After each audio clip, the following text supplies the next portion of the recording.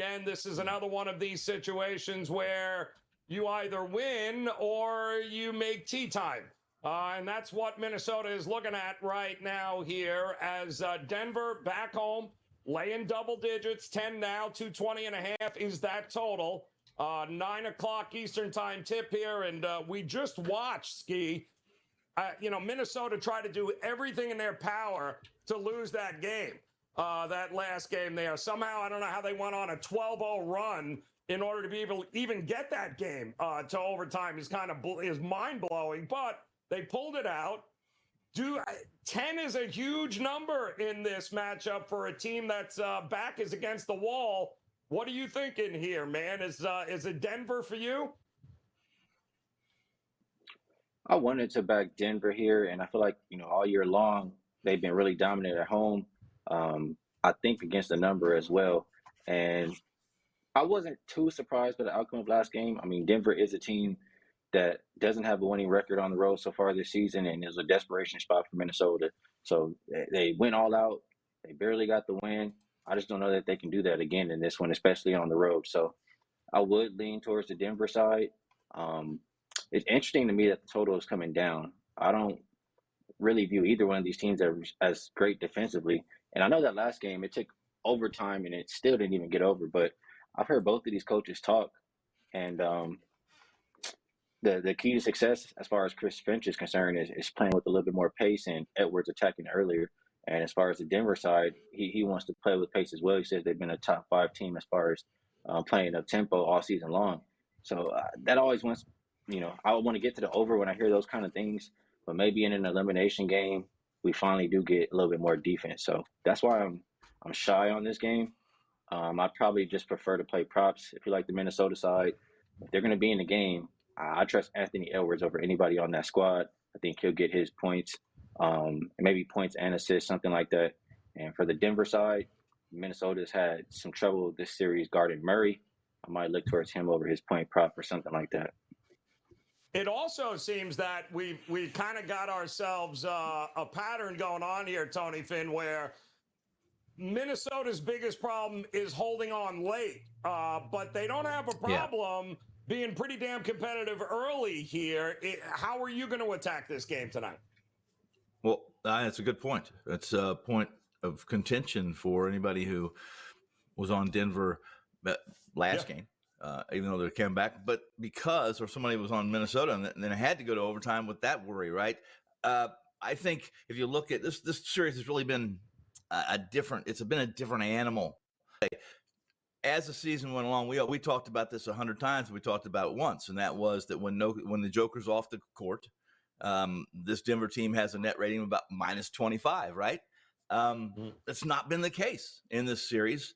When he's off the floor, they've been capable. They've been competitive. And I think what that does, it points to the losses that this Minnesota team suffered in the last week. They have no bench. The bench has contributed 10 points, 12 points. I don't know what it was last game, but those two totals, with Prince playing and scoring no points in one game off the bench, it's hard to win in the NBA without some kind of a net rating that's cooperative with your money you've pushed across the counter. I didn't think Malone. I thought it was going to say, listen, end this, guys, in Minnesota, put these guys down, kick them when they're down. And because let's have that edge over the Suns, who looks like the Suns, right? Looks like the Suns are up 3-1. We'll have 2, 3, 4 days extra rest over the Suns. Not the case. Suns play tonight, Denver plays tonight. I expect both those teams to win, and now we're even again, right? We're even as far as rest goes. Cover that 10.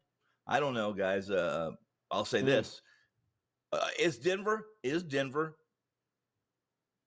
a point or two heavy tonight on the line? I mean, comparative to the early season numbers or the early series numbers when they were in Denver, right? When they were -10. I'm certainly not going to be on Minnesota and that short bench, not any way, shape, or form. However, I thought Denver would end that game, and Minnesota is 4-point favorite. Road favorites. Right. I liked them. I played them. I lost. Yeah. Well, no, you weren't alone there, Tony. And the one thing that we've noticed again is that the Nuggets have had no problem winning the fourth quarter. Game 2, Game 3, they won the fourth quarter in Game 4. They actually tied a fourth quarter in Game 1, Merrill. So, you know, it tells me we've got a Minnesota team who's running out of gas as this game goes on. And maybe that's just a way to attack it. Instead of having to lay 10, you know what you're going to get from Denver in the second half, don't we? Yeah, I like where you're going, Joe. I think the best way to play this is let's wait in game.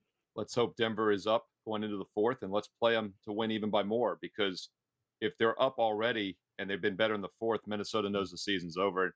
That's how we've seen these play out. Like, think back to this weekend. Brooklyn was up for a good amount of that game early without Embiid at down 0-3, and then the Sixers pull away in the second half, the fourth quarter, and they win and sweep. The Phoenix Suns were losing outright mid-third quarter, late third quarter. The Clippers were up outright, ended up getting blown out basically in the fourth quarter. And as you said, you know, Minnesota tried to blow the game the other night. Denver came on strong. They were forced to overtime and came up short. So, yeah, I don't really see a scenario in which Denver is not the better team in the fourth quarter. If it's a tight game, Denver's going to close it out and win. And if it's already out of control or out of reach, then Minnesota's just going to, you know, what do they have to play for at that point? They're going to be fatigued, and I don't see it getting any better. Yes, Denver might sit some guys at that point. I guess that'd be the one concern. But there again, the in-game wager, you can kind of figure it out if you want to play it or not. So I think in-game live is a good way to go. And by the way, there's a poll right now on YouTube on the live feed. You can predict which one of these games will have a game 6. Over 50% right now is saying none of them. And mathematically, that is correct. I did some quick math for you, Joe, because Rob Vino's not here. I had to do some math. Yes. 88% for Boston, 88% for Phoenix are the rough estimates, 81% for Denver. So if one game was going to have an upset, obviously this is the shortest spread at 10. But there's a 63% chance all three favorites win tonight. So very unlikely we're going to have a game 6 in any of these series. Wow. Sounds like a shits and giggles. Skee Profit money line parlay on the favorites as Merrill's rolling out all sorts of numbers here. 63% all the favorites pulling it out here tonight. We probably still lose money, though, if we bet that.